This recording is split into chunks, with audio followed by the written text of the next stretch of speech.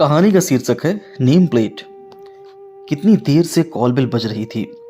आरोही अंदर बाथरूम में थी। दौड़कर उसने दरवाज़ा खोला। पोस्टमैन खड़ा था बाहर।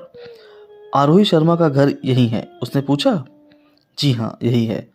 मैं ही आरोही हूँ। अच्छा अच्छा। नमन शर्मा का नाम नेम प्लेट देखा था बाहर। आप उनकी मिसेज होंगी। अगली बार से भेजने वाले को बोलना पते में नमन जी का नाम अवश्य लिखे। ढूंढने में परेशानी होती है। अब सब उन्हीं को जानते हैं ना। आज फिर आरोही को काम करते करते देर हो गई थी। कितना भी जल्दी करो, काम 12 बजे के पहले खत्म ही नहीं होता। अभी थोड़ी देर में अमन स्कूल से आ जाएगा, फिर उसे वक्त मिल ही नहीं पाएगा अपनी कहानी पूरी करने का।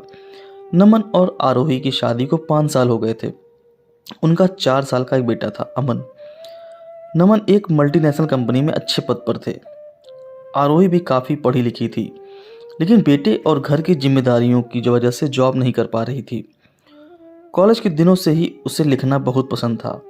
शादी के बाद जब भी समय मिलता, वो अपनी मन की उधेड़बुन को कागज पर उतार लेती। मैडम मैडम, पोस्टमैन की आवाज़ से आरोही की अपनी सोच से बाहर आई। मैडम, खत पर साहब का नाम होता तो पूछना नहीं पड़ता ना, नेम प्लेट देखकर पहचान लेता। अब बताइए कितने फ्लैटों में पूछना पड़ा तब कहीं। थैंक यू, आगे से ध्यान रखूंगी, कहकर आरोही ने चिट्ठी लेकर दरवाज़ा बंद कर लिया। सोच रही थी आज नमन आएंगे तो बात करेंगी नेम प्लेट के लिए। शाम को नमन ऑफिस से आते ही अमन के साथ खेलने लग गए। रात का खाना निपटाकर अमन के सो जाने के बाद आरोही ने बात शुरू की। नमन, मैं सोच रही थी बाहर मेरे नाम का भी नेम प्लेट लगवा ले तो। मेरे नाम से खत आए या कोई मुझसे मिलने आए तो दिक्कत नहीं होगी। आज माँ की चिट्ठी आई थी तो वो। थोड़ी देर नमन उसे देखते रहे, फिर हंसने लगे। आरोही को समझ नहीं आ रहा था कि इसमें हंसने की क्या बात है। आरोही को अपनी तरफ सवालिया नज़रों से देखते देख नमन ने अपनी हंसी रोक दी और बोले, सॉरी आरोही, पर तुम भी खाली बैठे बैठे क्या सोचती रहती हो? तुमसे मिलने आता ही कौन है? तुम्हारी जितनी भी सहेलियां हैं वो सब मुझे जानती हैं। बाकी जो लोग तुम्हें जानते हैं वो तुम्हें मिसेज नमन शर्मा के नाम से जानते हैं। और वैसे भी तुमसे ज़्यादा मिलने वाले अमन के आते हैं। मैं सोचता हूँ मुझे अमन के नाम का नेम प्लेट लगवाने लेना चाहिए। चलो अब सो जाओ जानू, और मुझे भी सोने दो, बहुत रात हो चुकी है। बात चुभने वाली जरूर थी पर सच थी, और ये आरोही भी जानती थी। देखते देखते 2 साल बीत गए। इन 2 सालों में काफ़ी कुछ बदल गया था। नहीं बदली थी तो आरोही की दिनचर्या। हाँ, अब उसने घर का काम करने के लिए एक कामवाली लगा ली थी। जो समय बचता उसमें वह एक कहानी लिखने लगी थी। आज उसकी कहानी पूरी हो चुकी थी। समझ नहीं पा रही थी कि क्या करें। नमन को बताने का मन नहीं था। नमन क्या, उसे खुद अपने ऊपर भरोसा नहीं था। उसने सोचा छोड़ो, ऐसे ही रहने देते हैं। दोपहर एक पत्रिका के पन्ने पलटते हुए उसने देखा, कहानी प्रतियोगिता। प्रथम स्थान पाने वाले को 50,000 नगद इनाम मिलने वाला था। नाम मिलता सो अलग, जीतने वाले का साक्षात्कार भी उसी पत्रिका में छपने वाला था।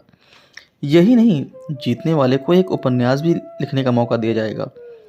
आरोही जानती थी कि उसकी कहानी कुछ खास नहीं थी, फिर भी उसने उस कहानी को 2 साल दिए थे। अचानक फ़ोन की घंटी बजी। पापा थे फ़ोन पर। उसने इस कहानी के बारे में सिर्फ उन्हीं को बताया था। बेटा, एक बार कोशिश तो करो। कोशिश किए बिना हार जाना तो गलत है। उससे अच्छा तो कोशिश करके हारना है। इससे कम से कम ये तसल्ली तो रहती है कि मैंने कोशिश की, और क्या पता अगली कोशिश कामयाब ही हो जाए। आखिर उसने कहानी पोस्ट कर दी। उस बात को 5 महीने बीत गए थे। आरोही भूल भी चुकी थी कि उसने कोई कहानी भी भेजी थी या फिर भूलने की कोशिश में लगी थी। रविवार का दिन था। नमन और अमन घर पर ही थे। फ़ोन की घंटी बजी तो नमन ने फ़ोन उठाया। कोई ज़रूरी बात थी, तभी काफ़ी देर तक फ़ोन पर बात करते रहे। अगले दिन सुबह जब आरोही उठी तो घर एकदम शांत था। नमन और अमन दोनों ही बिस्तर पर नहीं थे। जैसे ही उठकर ड्राइंग रूम में आई, तभी जोरदार शोर से उसका स्वागत हुआ। उसका घर उसके दोस्तों से भरा हुआ था। सब उसे बधाई दे रहे थे। आज आरोही का जन्मदिन था। नमन सबको बड़े गर्व से बता रहे थे कि आरोही की कहानी को प्रथम पुरस्कार मिला है। संपादक कह रहे थे कि कई प्रकाशक कंपनियां चाहती हैं कि वो उनके लिए उपन्यास लिखे, लेकिन आरोही का पहला उपन्यास तो वो ही। आरोही सबको धन्यवाद दे रही थी। पापा मम्मी सास ससुर भाई भाभी सबके फ़ोन आ रहे थे। सबके जाने के बाद आरोही नमन की बाहों में समा गई। मुझे कल ही पता चल गया था। मुझे माफ़ करना, मैंने तुम्हें नहीं बताया। मैं तुम्हें आज के दिन बताना चाहता था, तुम्हारी गिफ्ट के साथ, नमन बोले।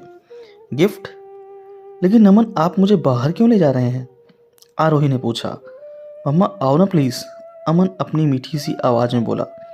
नमन ने आरोही की आंखें बंद की और बाहर दरवाजे के पास आकर खोल दी।